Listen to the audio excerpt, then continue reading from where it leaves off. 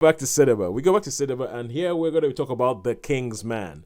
Now, you might have heard of a series of films called Kingsman. Kingsman, The Secret Service, Kingsman, The Golden Circle, and now we have a third one, which everybody else is doing legacy sequels. This is a legacy prequel, and this is a film that is set way before the other Kingsman films about the setup of the Secret Service agent, the Kingsman, where it came from. where it came from. Now, you've seen this, I haven't seen this yet, but there's stuff I've heard about this film that makes me think that you are going to have one particular gripe, one particular Sharon specific gripe about this film, and I am waiting to see if I'm going to be right. So please tell us about The Kingsman.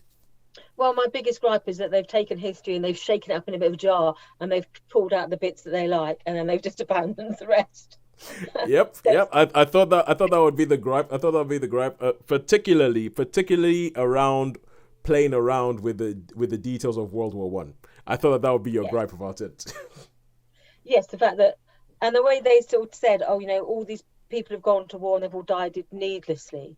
And you think you can't summarize a complex conflict like the First World War into one throwaway sentence that all those millions of people who died, it was all just like for nothing.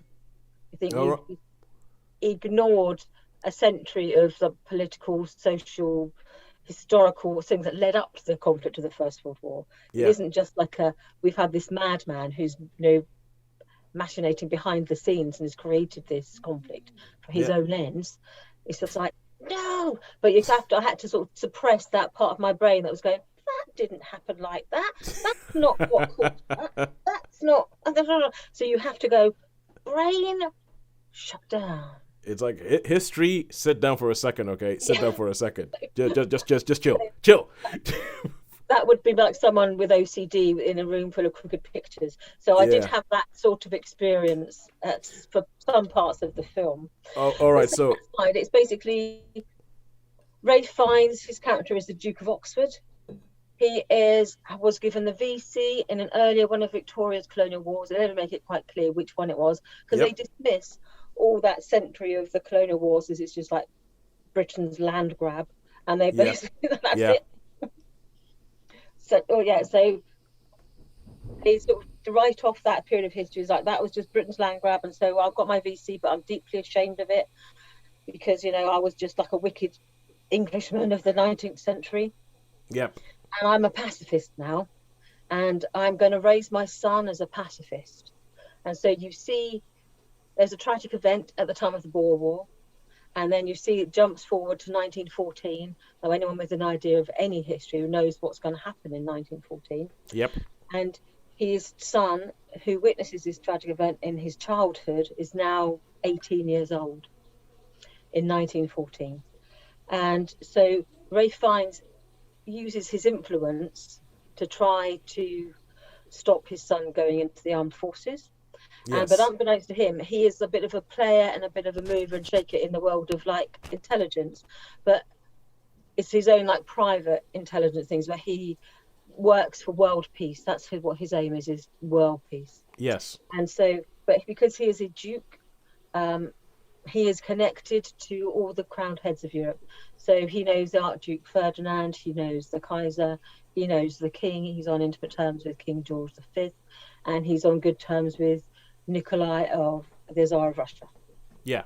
So this one character who then decides that he's going to, on a mission that we don't need to go into, is going to go to Sarajevo to talk to his cousin Ferdy, and then he's going to go to Russia because he wants to find out what's going on with Rasputin, and that's interfering with other plans. So you get this one character who is interacting with all these sort of top levels of European aristocracy and the kings, the heads, the crowned heads of Europe. And it's all tied up with this sort of, the story is there's this madman who basically wants to bring about the downfall of all the crowned heads of Europe. And he wants to re-establish a new world order. And he's going to do this by creating this club, the society, as a secret society, which have infiltrated all these grand palaces. Yes. He's recruited into this group Rasputin, Mata Hari, Lenin. We then see other future dictators. Yeah. and I forget his name, but the Archduke's assassin. And so all these events that have started these world conflicts, they're not random events that are drawn in because of political treaties and other. There's somebody behind it making sure There's everything someone works. behind it. There's a big bad behind it. And so this story is about how they want to take down this big bad. They're Oh, not aware of his existence until events okay. begin to join up. All right. No spoilers. No spoilers. But oh, that means I just assumed Rasputin was the bad guy in this. No, I thought he was the big bad. one of the I say he wouldn't. He's not a pawn. He's more than a pawn. He's a knight. So he has pawns of his own that he manoeuvres, Yeah. but he is one of the pieces in a chessboard.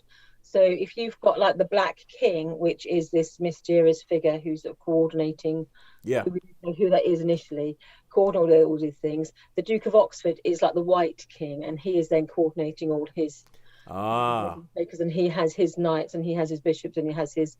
It's a chess game effectively, with these two big players. Okay. So it feels like we've gone to the point where anything else we would talk about plot wise might be a spoiler. Yes.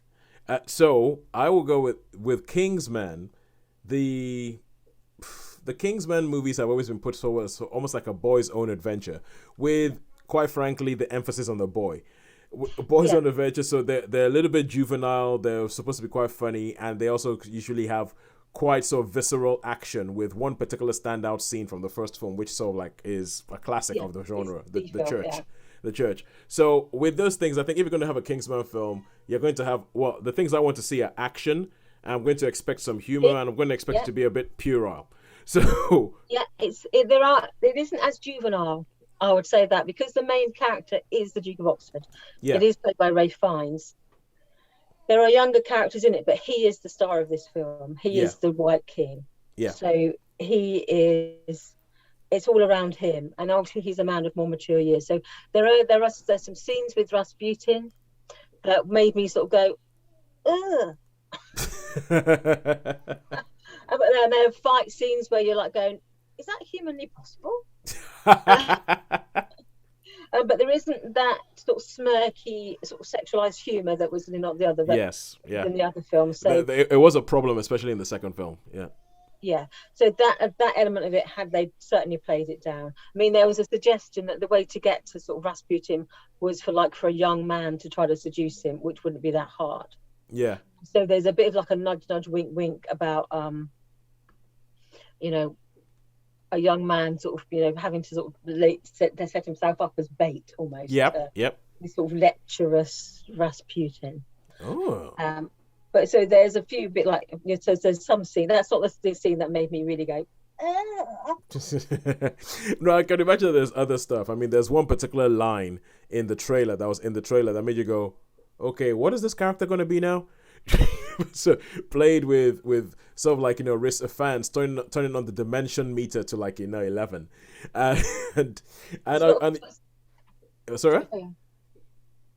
And I know that the other thing, as I said, you mentioned some of the royals around Europe, and I know there's three of them, like the Archduke Ferdinand, the Kaiser Wilhelm, are all played by the same character, by the same guy, by the same actor. Yeah, Tom Holland. He plays the three cousins, so he plays the Kaiser, he plays George V, and he plays Nikolai of Russia. Okay, all right, He yeah. plays the Tsar, the Kaiser, and the King. Yeah, because in real life they were actually cousins. They're all cousins, yeah, and they all looked very similar. So when you have their three pictures side by side, they all look very similar, and they all played at Osborne House, which is on the Isle of Wight. So when they talk about when they had their games, and they mention when they were children. Yeah. At Osborne House, they're still there in the grounds. There are some trenches that they used to play war games in.